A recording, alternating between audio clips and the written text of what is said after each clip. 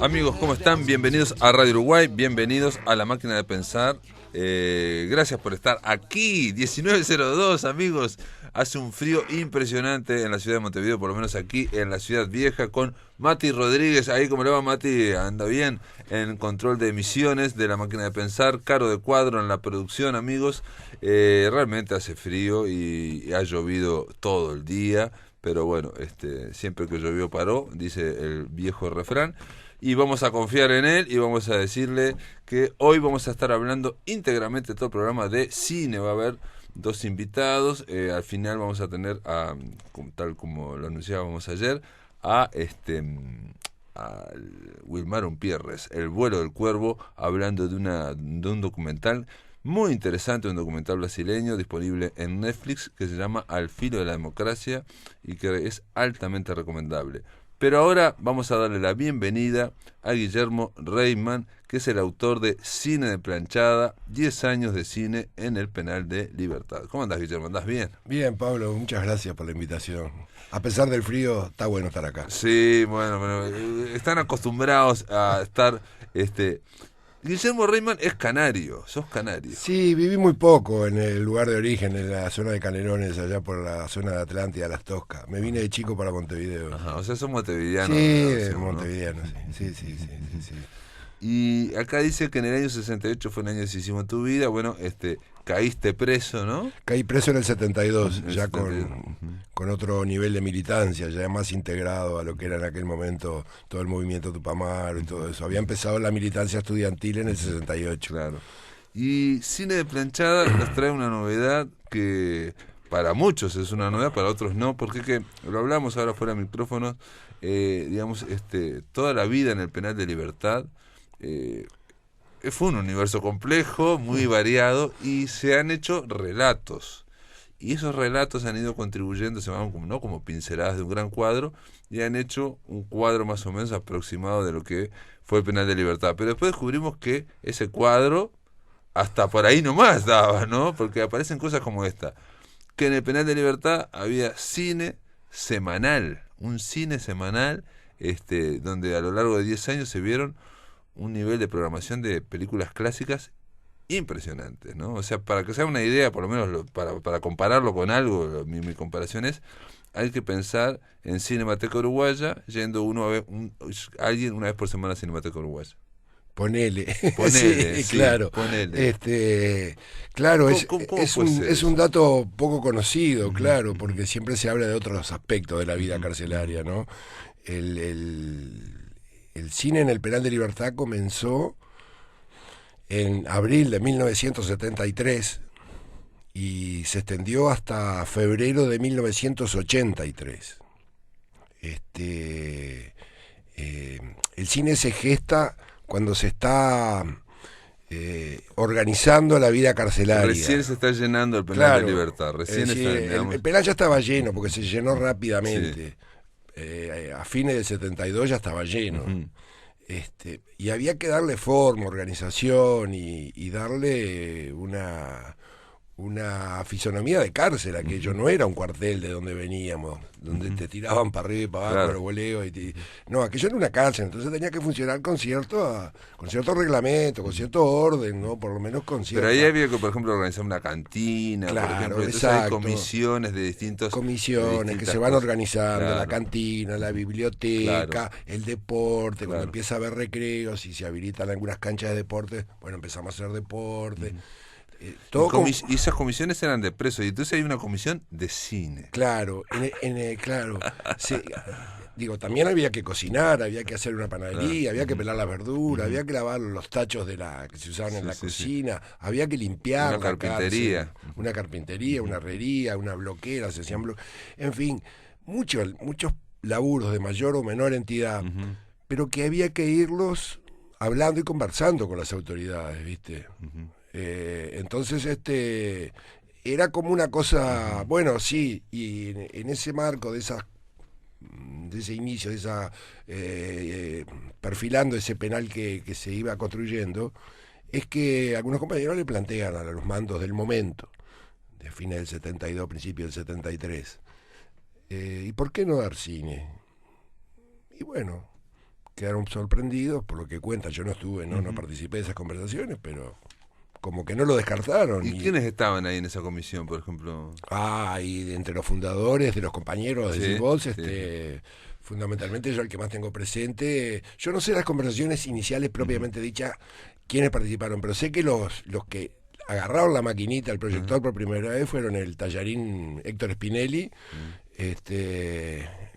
gran actor de teatro además que se retiró a las tablas hace poco con 80 pirulos y anda fenómeno, y el negro Eduardo Terra, que tenía alguna experiencia de cine en Cuba y acá también, que habían dado la vuelta y sabían algo de cine.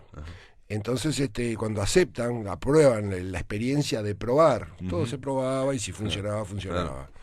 Entonces ahí... Pero eso implica comprar un proyector. Claro, un proyector. Hay que adquirirlo al proyector, después claro. hay que tener una pantalla, digamos, es más fácil lo de la pantalla, se puede poner hasta una sábana, en fin, pero hay que hacerlo. Sí. No. Fue y todo... después A, B, C, y C es tener películas y conseguir películas, digamos, y, claro. Y sostener un nivel. Fueron todos pasos que se solucionaron rápidamente. El proyector se compró con fondos nuestros, que nuestros familiares depositaban en la cantina, porque era todo con fondos nuestros, que obviamente, de nuestros familiares que nos depositaban, ¿no? Entonces se compra un proyector de 16 milímetros, la pantalla fue fácil, se hace una buena pantalla de tela blanca, de enrollar, que se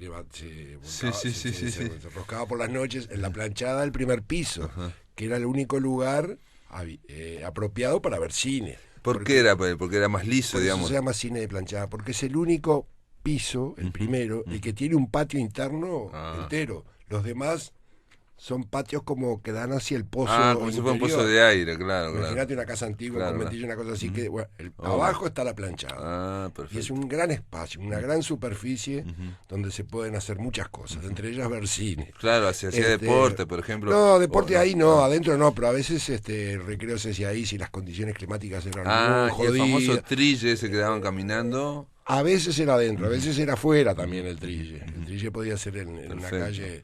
Pero a veces, y ahí los presos con... se llegaron a hacer algunos espectáculos de música también ahí. Eso también lo decís, sí. Algunas charlas por ejemplo, tuvimos alguna charla de astronomía increíble, que a cargo del profesor Vicino, que era una eminencia en la materia y sabía darla, y nos encantó la charla porque la hizo lo más o menos increíble. Bueno, ese era el lugar del cine, la planchada. Por eso el libro se llama Cine de Planchada, claro. Porque era el lugar donde nosotros salíamos de la celda con una cobijita doblada en 4, que la poníamos sobre las baldosas del piso, nos sentábamos frente a la planchada que se desenroscaba de la mitad de la planchada y caía allí. A nuestras espaldas estaba el proyector sobre una base de madera alta, fuerte, grande, claro, que habían hecho los compañeros de carpintería. Estaba muy bien sostenido ese proyector. Sí. Y bueno, el tema... ¿Para escuchar el audio? No, el audio era bueno, el audio que había era, no había problema, el propio sonido del proyector, por eso no había problema. Y el tema que tú mencionabas, lo de cómo conseguir las películas, eso se hace todo el trámite a través de familiares nuestros, que estaban conectados con Cinemateca, con Cineclub, que existía todavía en aquel momento, claro, con alguna otra capaz institución que ahora se me escapa, pero fundamentalmente Cinemateca. Sí, cine universitario, capaz. Capaz que sí.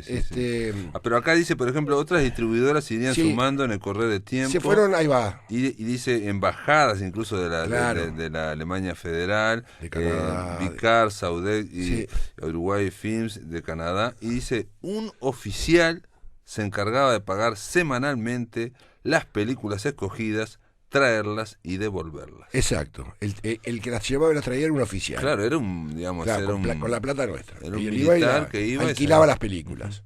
Lo hacía. Él estaba en contacto con la comisión. Claro. Y iba allá y entonces el hombre iba. No, primero supuestamente pasaban por la censura. Claro. Había un oficial que estaba a cargo, tenía la misión de controlar aquello, que las películas... Claro, había otro oficial que venía hasta acá a Montevideo pagaba Sí. a la distribuidora y aparte no se llevaba la película que ese oficial quisiera. Ustedes le pedían a ese oficial. No, nosotros no pedíamos. ¿Y qué hacía? Pero en el caso, por ejemplo, Cinemateca, ya estaba Manolo Martínez Carril en claro, la vuelta. no. Entonces Sí. nos mandaba lo mejor que tenía. Obvio. Sí, Y obvio, generalmente obvio. lo mejor que tenía era lo mejor del cine del siglo XX. Sí. Todos los clásicos. Estamos ¿viste? hablando de todos los clásicos, de todas las corrientes. Por eso yo digo sin exagerar y sin que me tiemble la voz de que vimos el mejor cine que se veía en cualquier cineclub, cinemateca del mundo. Exacto. Esa es la asociación que hice yo. Sí, claro, sí. salvo el cine ruso, que solo una película pudo entrar, La balada del soldado, preciosa película pero la mayor parte del cine soviético, que fue muy bueno. O también no lo algunas vimos. películas, por ejemplo, yo pensé, hablabas del neorrealismo, entonces estuve buscando, entonces busqué Sí. y vos sabés que tenía la duda, digo, ¿y Roma Ciudad Abierta? No, Y claro, no entró tampoco, Roma Ciudad claro, Abierta. no porque entró. En Roma Ciudad Abierta, por ejemplo, hay No. escenas de tortura. Claro, sí, De los sí. nazis sí. a los... Entonces, digamos, Era la resistencia final, el Exacto. momento final, ¿no? Exacto. Del triunfo de los aliados, claro, de la resistencia. Y o sea, hubo algunas de neorrealismo que no entraban, digamos. ¿no? y algunas podían quedar afuera, pero del neorrealismo entraron Ladrón Sí. de Bicicletas, Claro. Humberto D, entró Fellini de los primeros tiempos, Obsesión, que fue una película muy importante, que incluso es previa a Roma Ciudad Abierta, que se considera el antecedente más firme del neorrealismo, que es sobre una novela norteamericana. Sí, de Kane. Claro, el el chino cartero llama Visconti, dos veces, sí, claro. el cartero llama dos veces. Exactamente. Que es bueno, esa película también la vimos. Y después, bueno, las demás corrientes. Perdón, ¿no? y entonces una de las cosas Volvamos. que aclarás es que estamos diciendo que ustedes veían una película por semana, ¿no? Pero eso no implica que hubiera en el Penal de Libertad un día a la semana cine. No, había de lunes a viernes. Exacto, Había 5 días a la semana, exacto. la misma película se pasaba. Claro, la misma película. Porque, Como si fuera un cine, como pasan los cines, digamos, Claro. que digamos, en la sala de cine no cambian todos los días. Claro, ¿eso por qué? Porque eran 5 pisos. Un piso por día. Ujú. 5 veces, dentro del celdario estoy hablando, ¿no? Se veía 5 veces la película. Una noche por piso. Claro, o bajaba al primer piso, bajaba al segundo piso. Sí, el primer piso ya estaba ahí porque la planchada está en el primer piso. Eso era los lunes, por ejemplo. Al principio sí, después era el día que te tocara y no te avisaban, te avisaban sobre el pucho. Apróntense que hay cine. Iban cambiando los criterios para que vos no supieras. Eso Sí. pasaba con un recreo, con muchas Con cosas. todo, es parte de, digamos, vos ahí lo explicás y yo nunca había dado, nunca había encontrado esa explicación, porque dentro del ejército, la institución militar, y se ven las películas de guerra, y se ve también una novela que ahora justo estoy viendo la serie, que es la de Catch 22, Trampa 22, ¿no? Donde se ve el absurdo ilógico, kafkiano, ¿no? Sí, Bien kafkiano, donde totalmente. tenés que traer una cosa, pero si la traes, entonces no estás... Bueno, y vos ahí explicás que ese absurdo, por ejemplo no decir qué día que tiene cada piso de la película. Claro, o el horario del recreo, Sí, que te cambiarlo. avisaron. Cambiaban Como una forma... de que vos no te acostumbraras, que no hubieran rutinas. Porque se supone que es un criterio de seguridad. Ahí va, esa es la explicación que das vos, que yo Claro. nunca la había... Digo, está bien, digamos, no desde repetir el nunca punto una de repetición. vista del dueño de la cosa, del que manda, es coherente, es Para correcto. evitar, por evites ejemplo, que se acostumbren a determinados hábitos. y que la rutina te y podría la dar para que rutina vos- planifiques sobre esa Exacto. rutina. Exactamente. Perfecto. Entonces la película estaba 5 noches en el celdario y después como se construyeron barracas, porque el celdario se llenó enseguida y la demanda de huéspedes era mayor, se construyeron varias barracas que se llenaron también rápidamente y los fines de semana, sábado y domingo, esa misma película iba a barracas. Ujú. O sea que la película se exhibía las 7 noches de la semana. 7 noches de la semana. Claro, vos un día la veías y yo tuve 6 años en el primer piso. al lado de la sala Claro, prácticamente. claro, pues, Entonces, viviendo al lado del cine. después la escuchaba la película y la repasaba y la seguía rememorando, la seguía... Sí, que eso es otro viaje, ¿no? Es otro viaje. Es otro viaje, con pros y contras, ¿no? Porque a veces está, pero era así, vos la veías y después la escuchabas. Por ejemplo, dicen que cuando pasaban una de Tarzán con Johnny Weissmuller, Exacto. mucha gente, digamos, del primer piso tenía que esperar que pegara el grito Johnny Weissmuller para después tratar de dormir, porque si te dormías antes sabía que te iba a despertar. Claro, te despertaba, porque aquel grito era realmente impresionante, ¿no? Todavía suena en la memoria auditiva de uno. Sí, es un grito que estaba artificialmente construido, se sabe que no era sí, eso, claro, ¿no? pero era parte de la fantasía y del encanto que tenía todo eso. Bueno, ¿no? y la tapa de este libro, Guillermo, sí. Que se llama Cine de Planchada, 10 años de cine en el Penal de Libertad, es aparece Chaplin con su personaje Charlotte, ¿no? Y con el número 151, de preso, vestido de preso. Vestido de preso, Chaplin. claro, es de un corto de Chaplin donde él hace de presidiario. El 151 porque no es antojadizo, es porque fue un número que quedó sin preso, quedó un mameluco vacío, porque a medida que iba llegando te iba tocando el número, Sí, relativamente, ¿no? Yo tenía el 536, por ejemplo, pero del 150 saltó al 152.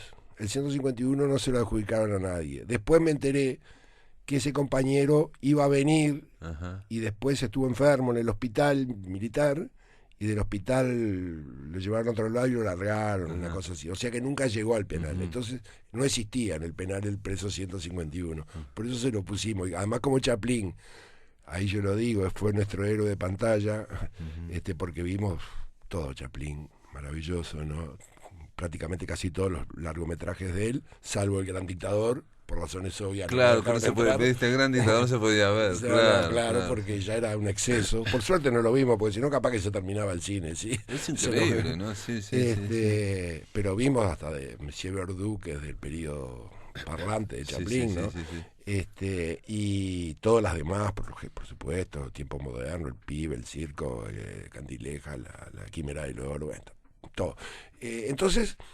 Y sobre todo lo vimos en los primeros tiempos, los primeros meses. Eso te iba a decir, también da la sensación, digamos que como si fuera una cinemateca y que van avanzando, porque vos hiciste una especie de registro de todas las películas, entonces van avanzando por periodos, o sea, comienza con el cine mudo prácticamente. Bueno, sí, no es tan lineal, tan exacta la cosa, pero como tendencia sí ocurrió eso, ¿no? Yo qué sé...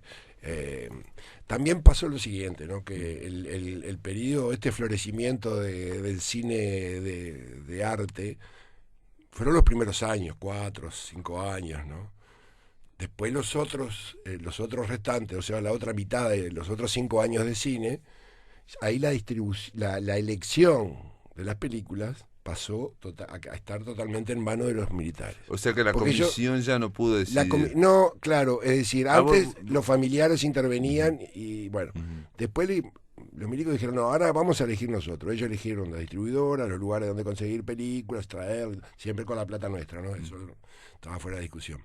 Pero la calidad del cine cambió sensiblemente. Entramos a ver otro tipo de cine, que era en general... ponele de más baja calidad sin duda, claro, más mezclado. Claro, más mezclado. Más de todo. Porque ponés, por ejemplo, spaghetti western, no necesariamente son malos. No, claro, no, eran muy entretenidos. Después hay películas más comerciales argentinas, por ejemplo. Vimos películas comerciales argentinas y vimos un ciclo que fue, ahí eufemísticamente le llamamos un ciclo histórico, porque eran las películas de clase B hechas en España y en Italia en los años 50 y parte del 60, que eran relleno de las matinés del cine del mundo. Películas de gladiadores, de romanos, de tártaros, de kirguises, de peplum, exactamente. El famoso peplum. Entonces eran insoportables, pero de tal malas que eran, nosotros dábamos vuelta el asunto y nos cagábamos de risa, ¿no? Sí, bueno, yo lo vi también, eso está en el libro y ahí también te da la sensación de que ustedes lo que querían era, digamos, también era estímulos, ¿no? Claro. Entonces, por más que fueran películas malas, Sí. al revés, Al ¿no? revés. Parodiando y Exactamente, ironizando. ¿viste? Y también un detalle que se despliega en tu libro y que tiene que ver, yo creo, con todos los momentos en que te obligan a hacer algo, ¿no? Por ejemplo, yo pensaba, no sé, si estás en una iglesia y te obligan a hacer silencio, estás en un velorio, te obligan a hacer silencio. Hay momentos en que cualquier cosa te puede hacer gracia. ¿No? Claro. Obligatoria, Por supuesto. como estás obligado a estar serio, cualquier Sí. cosa Y es cualquier graciosa. cosa te llama al humor, a la Claro. situación humorística. Y se daba muchísimo. Yo cuento ahí en el libro unas cuantas anécdotas de ese tipo y de las otras, porque también se daban situaciones que no son comunes en una sala de cine normal. Pero claro, desde situaciones de tensión muy fuerte. Por ejemplo, cuando nos dieron también, los militares aprovechaban y hubo un tiempo que nos traían las películas de la DINARP, la Sí, propaganda de la dictadura, sí, ¿no? sí, no tenían tantas, pero sí los traían. Sí. Bueno, nos dieron unas cuantas, ¿no? Sí, y- o documentales también, ¿no? Había momentos. habían algunos documentales. Yo me acuerdo que la noche que nos dieron el documental de la inauguración del mausoleo de Artigas acá en la Plaza de Independencia, con toda una ceremonia y un desfile que trae los restos de Artigas del cuartel de Blandengue, todo con Sí, bombos y unas platillos. bombas, Sí. una fanfarria, aquello, todo con una pompa impresionante. Pero fue una noche que nos obligaron así a ver el cine a los gritos y con apura en escena y con insultos, y al que incluso había compañeros enfermos. Yo estaba con un compañero de la celda que estaba enfermo, que podía no ir al cine si estabas enfermo, no estabas obligado a ir. Y le dijeron, no, yo estoy con reposo autorizado. No, ¿qué reposo autorizado? Levántese, póngase el mameluco y salga para el cine ya. Y así. Querían que viéramos eso, como para refregarnos por la cara Sí, lo que era el Uruguay hoy, ¿no? Claro. Esas cosas se daban, ¿no? Entonces Terrible. vimos el cine en medio de una tensión grande. O sea, ¿no? Y también, bueno, vimos cuando no te querían dejar reír, en películas cómicas, por ejemplo. Pero te prohibían la risa. No, No. eso dependía de quién estuviera a cargo. Bueno, no te ahí, podían ahí lo prohibir. explicás muy bien, que también había una especie de sargento, por lo que yo entendí, que estaba, ¿no? Cada piso tenía un sargento encargado. Y otra cosa que queda clara, que queda una y otra vez más clara, es que en cualquier cárcel del mundo siempre hay los vigilantes también están presos porque están ahí adentro de la cárcel, ¿no? Y hay siempre tensión entre los presos y los vigilantes en cuanto a pedir y a tratar de llevarla mejor o peor, y eso dependía del sargento, que a vez dependía Claro. del faginero, El explicás vos, faginero, que es era el que organizaba para los presos las tareas, Ujú. y el sargento del piso, que era el encargado militar. Entonces, entre el faginero y el sargento, si había buen feeling, buen entendimiento, mejoraba la situación para todos. Si el sargento no era muy permeable a conversar y se ponía en su rol de militar mandón y déspota, bueno, ahí complicaba todo. También les complicaba a ellos, porque los sargentos y la tropa, sobre todo, preferían que las cosas estuvieran tranquilas. Claro, pero Los ahí está. oficiales era distinto. Exacto, ahí está el salto a la oficialidad, Exacto. en fin.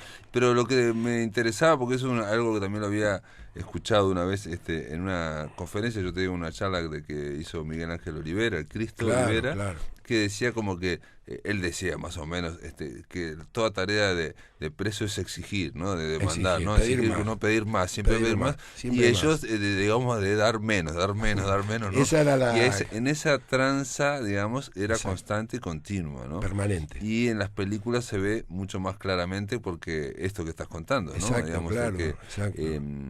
lo que yo sabía era, también hubo una radio en el penal. Claro, y y Miguel Ángel y Cristo, Claro, factotum de todo eso. exacto, pero él también dijo que al final, me contó en esa conferencia, a los últimos años, fue tomada, digamos, Exacto. por Claro. no por los militares, sino por los otros, Por menciona él, nosotros, sí.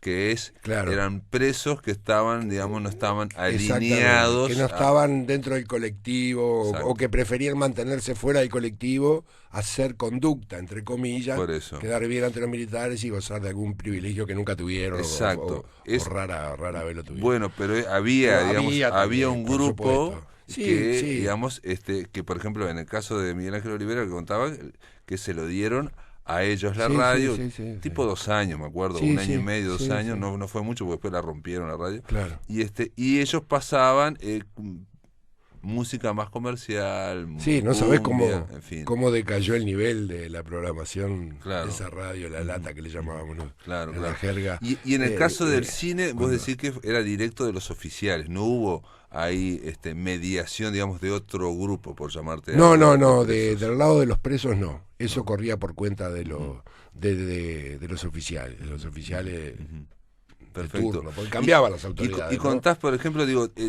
todo el cine de planchada, 10 años de cine en el Penal de Libertad, obviamente es un recorrido que es espectacular en torno a películas clásicas de todos los tiempos, ¿no? Sí, Digamos, porque sí, ahora no sí, mencionamos sí. a Hico, a Buñuel, digamos, No, pero por supuesto, podemos ir a, El digo, a Ciudadano, Fellini, Fellini, Pasolini, Pasolini, exacto. a Kurosawa, yo qué sé, Exacto, Rashomon, sí, yo qué sí, sé, sí, todo eso claro, va... el cine, Jean Renoir, todo ese ciclo francés del periodo de entreguerra, La Gran Ilusión, que fue una película brutal, pero... A ver, el cine terminó siendo funcional. perdón, incluso de películas de vanguardia, como Entreacte, ¿no? Sí, Por ejemplo, Entreacte, ¿no? de René Clair, de claro, René Clair, o otras, el digamos, surrealismo. no vieron surrealismo Buñuel, pero vieron de otro tipo Vimos de de surrealismo. otros, sí, claro, vimos de Polanski, lo primero que hizo, que es medio surrealista también, Eso me dos sorprendió, hombres, sí. hombres y un armario. Es muy que es una raro, cosa- es un cortometraje que hizo el de la escuela. Eso venía todo a través de Cinemateca, Eso, obviamente. claro, Obviamente, era claro. imposible. Sí. El cine terminó siendo... Los militares tenían la idea de que ellos querían hacer del Penal de Libertad una cárcel modelo. Ujú. Así lo definían y así lo propagandeaban. Ujú. Venían delegaciones de militares. Estamos hablando de la década del 70, ¿no? Claro, Donde el claro, gorilaje estaba sí. instalado en todos los países. En ¿no? todos los países. Entonces venían delegaciones chilenos, paraguayos, bolivianos, argentinos, brasileños a ver el Penal de Libertad. Ujú. Entonces los militares uruguayos se jactaban orgullosos, mostraban lo que tenían, una cárcel grande, limpia, en buenas condiciones, con presos jugando, haciendo deporte, con una disciplina, en condiciones higiénicas aceptables, Sí. con una comida en general aceptable, tuvo algún momento peor, algún momento mejor, pero en general te estoy hablando, ¿no? Sí, Yo tuve 12 años, te hablo en general. Ujú. Entonces, ellos, y tenían cine además, y les Tenían- damos cine. Sí, tenían cine. Y nosotros sacábamos provecho de ese cine, porque a nosotros el cine también nos servía. Claro. Así como a ellos les podía servir para reforzar esa imagen de cárcel modelo. El cine para nosotros pasó a ser Y sí. una instancia de, como tantas otras actividades vinculadas a lo artístico, al arte, ¿no? Como la literatura, como la música. Un estímulo, es un Pasó estímulo. a ser claro, estímulo claro, y pasó a ser poner la cabeza en otro lado. Claro. Sí, y sí, buscar sí. formas de creación, Ujú. y eran hasta formas de liberación Claro, interior. Porque al mismo importante, tiempo esto iba ¿no? acompañado también por una biblioteca Una biblioteca impresionante. muy importante, Y muy importante. donde no solamente se podían ver, digamos, ver los libros sobre las películas, sobre la historia No, del claro, cine, no. sino incluso de repente las propias novelas que daban a... Tuvimos una la biblioteca en los primeros años Ujú.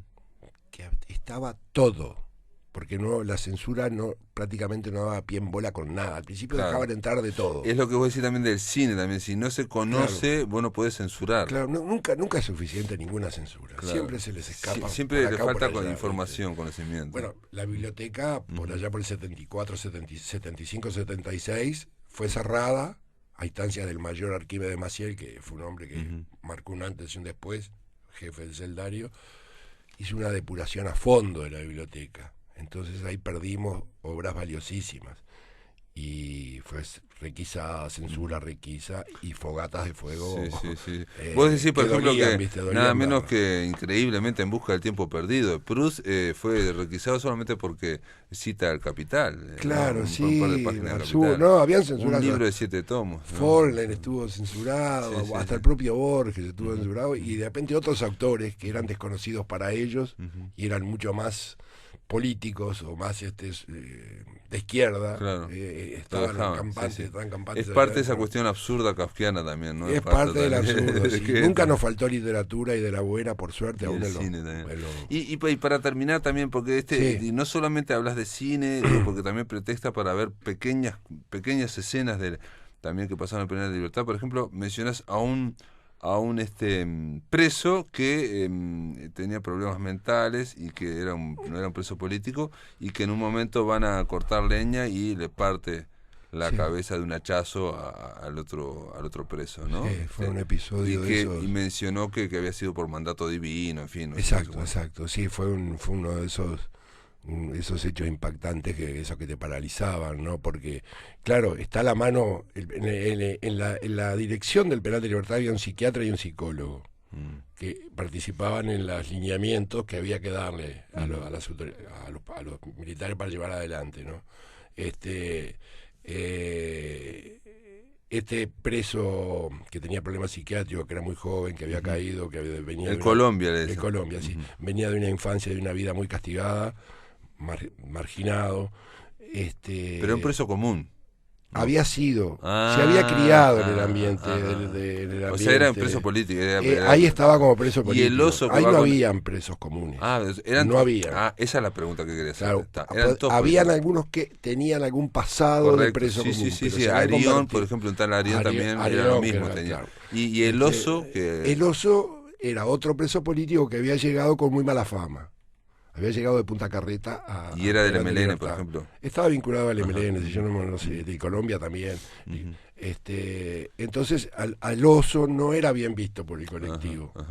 Y un día lo mandan a cortar leña a una leñera, al Colombia y al oso. El Colombia pobre que era, además fornido, enorme. Y le dan el hacha al Colombia y el otro ponía los troncos ahí, el rolo para cortarlo. Y en una de esas, cuando se agacha el oso para dejar en posición el rolo de madera, el Colombia le descarga el hachazo. Le rebana la cabeza en dos con un terrible hachazo. ¿Quién es responsable de eso? Claro, pues en Colombia directamente. No, y las autoridades por darle una arma. ¿Cómo le podés dar a una persona que está con un problema psiquiátrico grave, darle un hacha y mandarlo con otro que también tenía sus problemitas? Y los pones juntos, ¿no? Claro.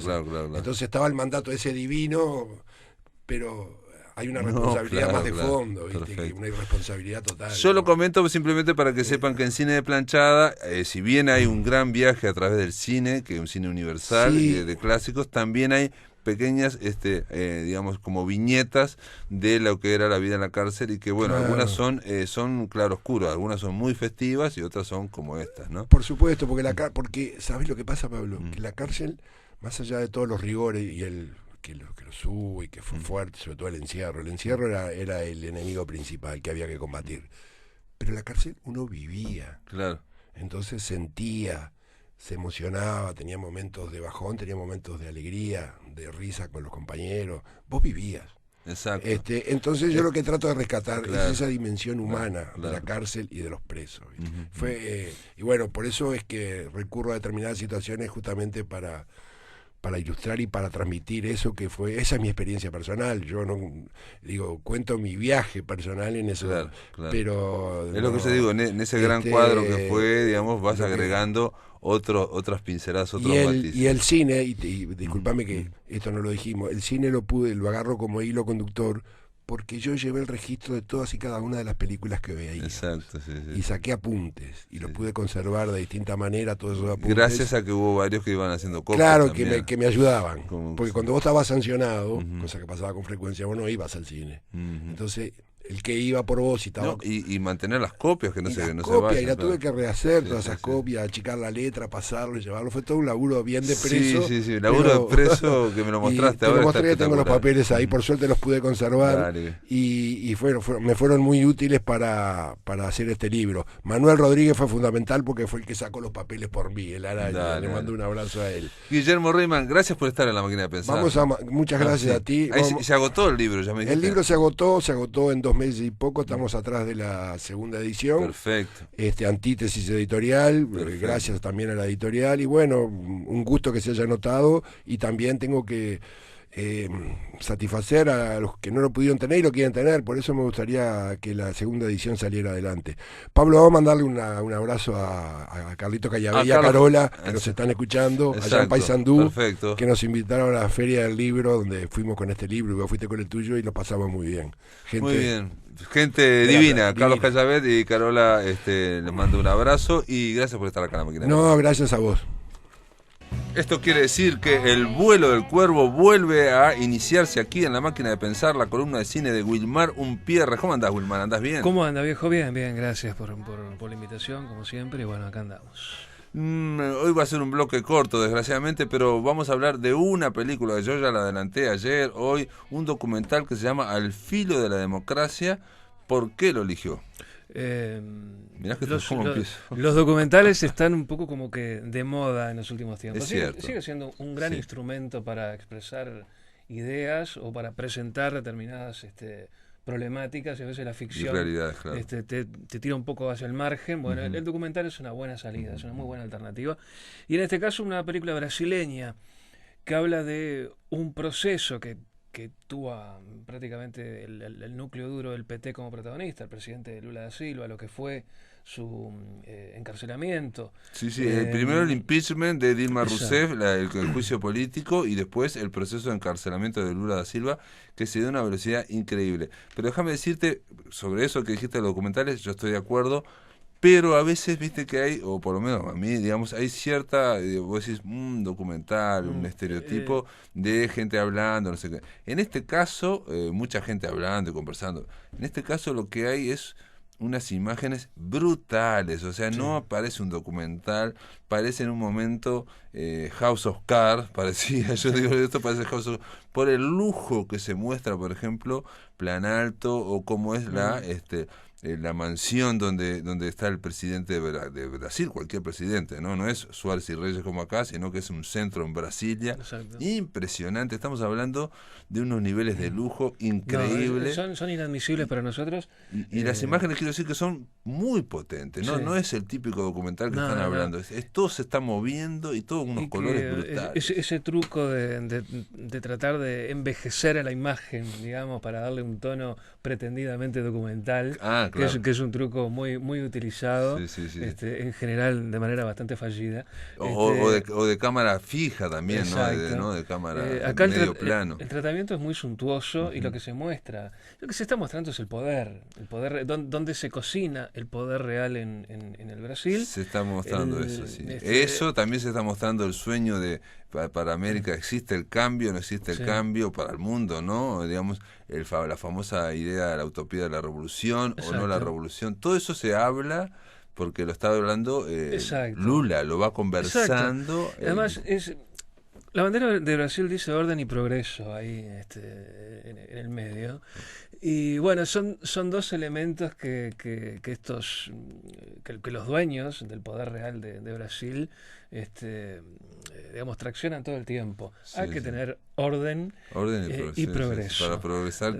Por supuesto que los que progresamos somos nosotros. Claro. La historia de Brasil es la historia de una de las infamias más grandes de todos los tiempos. Pero perdón que te interrumpa, pero digo, uno ve esta película y más o menos, y capaz que no, yo menos, sabíamos lo que fue el impeachment, lo del juicio político, cómo después se descubrió que era una burla, ¿no? Y todo, ¿no? Y fue todo un teatro escandaloso. Ahora, lo que yo no sabía o no había visto es la fuerza del pueblo brasileño que se volcó contra Dilma Rousseff y contra Lula, ¿no? O sea, estamos hablando de decenas centenas de miles de personas. Que además el documental lo muestra en algún momento. Todo arranca con una tibia manifestación de estudiantes en San Pablo por el precio del boleto, muy tímidamente, una suerte como de caceroleo y de pequeños focos, y eso fue creciendo, hasta que pasó lo que pasó, y llegado el momento habían 4 millones de personas en las calles. Claro, una fuerza, digámosle, entre comillas, popular, muy potente. Claro, con esto quiero decir que no fue solo una conspiración de las élites brasileras que dijeron, bueno, movieron el Poder Judicial y movieron... No, hubo una embestida de gente. Medio como que fue avalado, digamos, esa embestida de los dueños del país, porque... llegaron a decir y con un poco de razón, miren, acá nos están apoyando, tenemos razón. Claro. Pero a ver, perdón, también está todo, digamos, el esquema de corrupción o el esquema de sobornos que para que el PT tuviera mayorías funciona desde hace 200 años en Brasil, que es que hay pequeños diputados evangelistas y otros Sí, sí. chicos Eso es lo que hay que pagarles por Claro. afuera para que voten Pero leyes. el partido que gobierna el Brasil es un partido que nunca accedió al poder y es el que pone y saca presidentes. El PMDB. Claro. Sí, sí. Es un partido que no tiene, apenas tiene representación Sí, un parlamentaria. 5% tiene, Pero sí, sí. jamás ha llegado al plan alto para gobernar, pero siempre define y decide quién es el que se sienta en Brasil. Bueno, y siempre hay que ir en coalición. Entonces Dilma hace en un momento que también todo el planeta empieza a frenar la economía porque China empezó, nos pasó a nosotros, a todos por las commodities, empieza a bajar. Y Dilma hace dos cosas que son, por un lado, saca los del PMDB, saca, ¿no? Digamos, los saca, les deja solo en cargos menores. Y por otro lado, hace una ley, porque claro, todo el mundo se quejaba de Dilma y de Lula por el esquema de sobornos que tenía el PT, en fin. Algo ¿no? muy bien lubricado y que funcionaba de manera que muy funcionaba, eficaz. y como dice uno del PT, un petista dice, eso funcionó siempre y creíamos que el Poder Judicial nos iba a tratar igual que había tratado a todos los otros, dice, ¿no? O sea, iba a mirar para el costado. Sí. No ocurrió. No ocurrió. No ocurrió. Y encima Dilma, pone una ley anticorrupción, Claro. para mostrarles que quería ir hacia el fondo, Sí. donde pone la delación premiada. Esto es aquel que dice, como pasó con con la FIFA, ¿no? O sea, Claro. aquel que quema a los superiores, se salva. Se premia al buchón. Exacto. Y Y eso abrió una tapa. Una cascada, Una- porque además no solamente fue Odebrecht, digamos que fue un poco la punta del iceberg. Prácticamente toda la clase empresarial poderosa y fundamentalmente de San Pablo, los paulistas, Sí. estaban prácticamente Todos, todos metidos en el todos. asunto. Todos ponían sus billetes Sí, para sí. seguir lubricando esa máquina. En la licitación, en fin, y de la misma forma también tocó a la clase política. Exacto. Vemos en la película, porque también todo no siempre es una gran conspiración, sino que también se da como, por ejemplo, hay un presidente de los diputados que ese tipo era del PMDB, y cuando ve que los del PT no lo van a salvar, Claro. porque él también está en esa lista, entonces dice, bueno, vayamos al impeachment. Exacto. Y además, aparte es todo tan circense, es todo tan... sería hasta una comedia si no fuera tan dramático, en realidad. La forma en cómo expresaban, cómo fundamentaban su voto a favor del impeachment, bueno, sí, todo sí. ese circo que se montaba. Terrible. El papel de la justicia, el papel de Sergio De Moro. de Sergio Moro. Digo que hoy... Otra cosa que yo no sabía, que estaba elevado a la categoría de héroe. O sea, Claro. ponían Sergio Moro iba versus Sí. Lula. Todo, y además uno veía las tapas de los diarios, la tapa de Bella, y qué sé yo, Bella, sí, y era sí.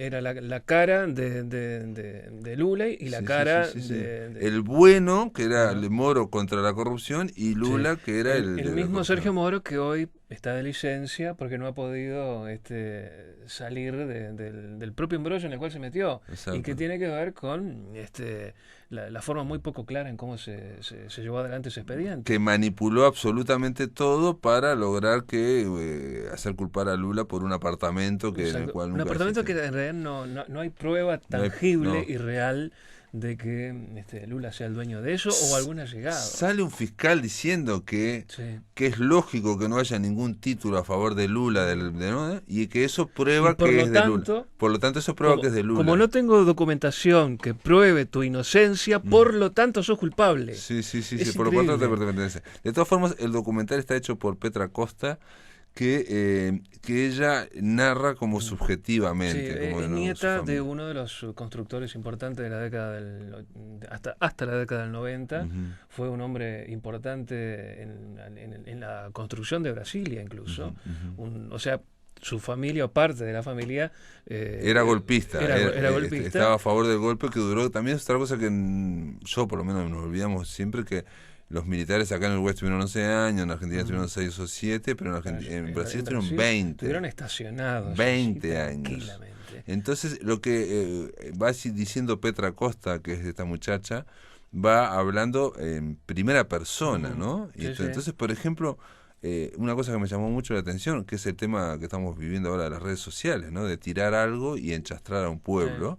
Sí, Ella dice, en un momento cuando se va a hacer el juicio político contra Dilma, y se aclara que es porque el gobierno de Dilma hizo una contabilidad creativa dentro de lo que es la rendición de cuenta nuestra, ¿no?